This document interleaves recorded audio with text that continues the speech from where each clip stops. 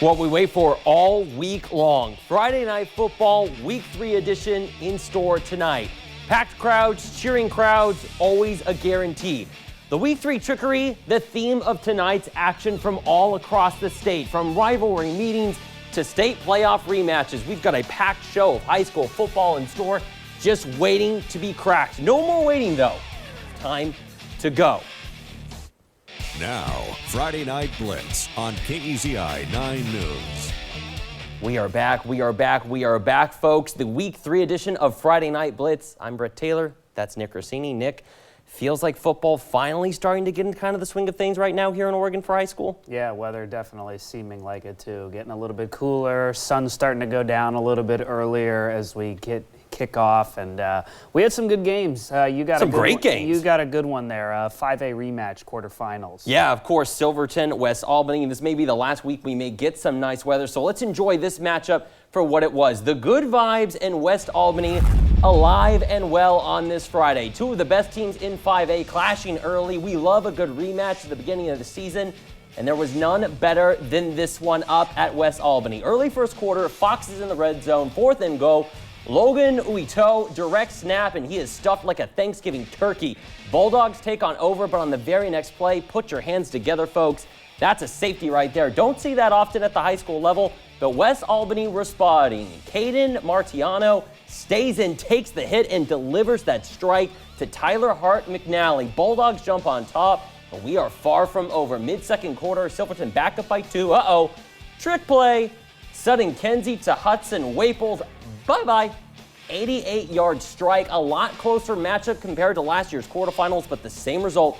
Silverton wins the final 44-34. 6A versus 5A. Undefeated South Albany game face mode with undefeated Liberty in town. Sawyer Hallberg, late pitch to Cole Angel, takes the tough blow, but gets in for the score. Redhawks lead 20-8 at halftime, and then at the third, South Albany trying to extend that lead. It's Hallberg under pressure, just trying to get rid of it, just not there.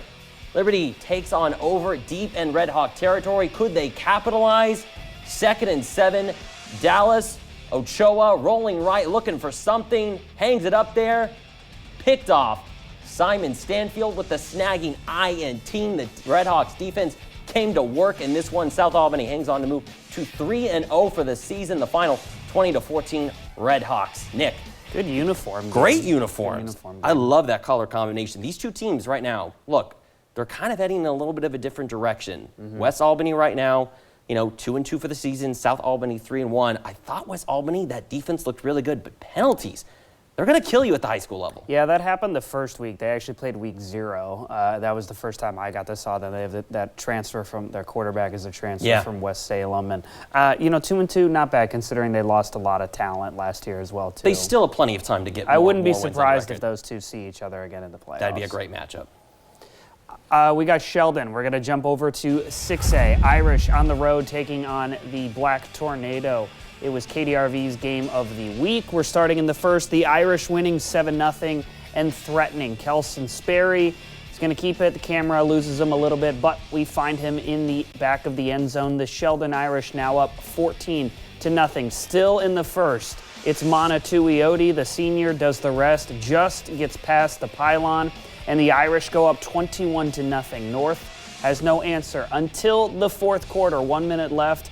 Traeger Healy hits Tate Snyder with a perfect slant over the middle, and Snyder walks it in. Touchdown, Black Tornado.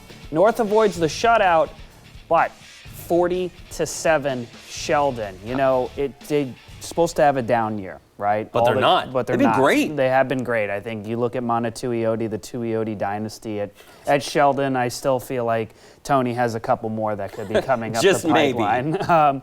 But they're good. Look, the way that they're transitioning from the Josh Line offense to the Tyler Martell offense, it's fast-paced. It's keeping these guys mobile. I mean, this is the type of quarterback play and the type of offense that's run nowadays in high school. All the games that they've played, they've been blowouts. They've been able to get their seniors off and get their starters off. And what that does is it keeps them fresh. As we get towards the middle part of the season, the later part of the season, you want to keep your guys fresh. You want to keep them healthy. If they don't need to be playing later in the games, it makes a difference. Might as well take them off and get some younger guys experience. You got to look to the long term, not to the short term. Exactly, as we're about to hit week 4 already. But we still got a lot to go. Let's take a road trip to Central Point. Roseburg hosting undefeated Crater. The Indians already on the board. The handoff to Carson Yarguin. Open field for him, and he takes it the distance. Roseburg up 28-0 in the third. Again, the Comets trying to battle back. They were unbeaten heading into this game.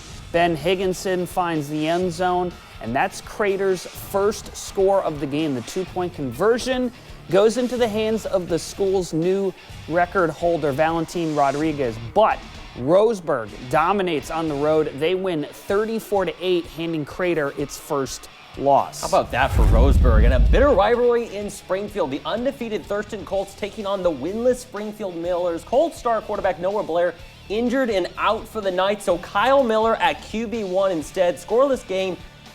Gonna cough up the ball right here. Loose ball. Who's gonna get it? Millers recover, but they do nothing with it, and they give it right back. Mistake on the botched punt. Gives Thurston some great field goal position, and then of course 5:21 left in the second. Colts up 7-0, about to make it more. Miller to David McDonald on the 4th and 5. It's a 2-score game, and David McDonald go ahead and take 2 wide open down the seam. The Colts go up by 20, and then the trickery.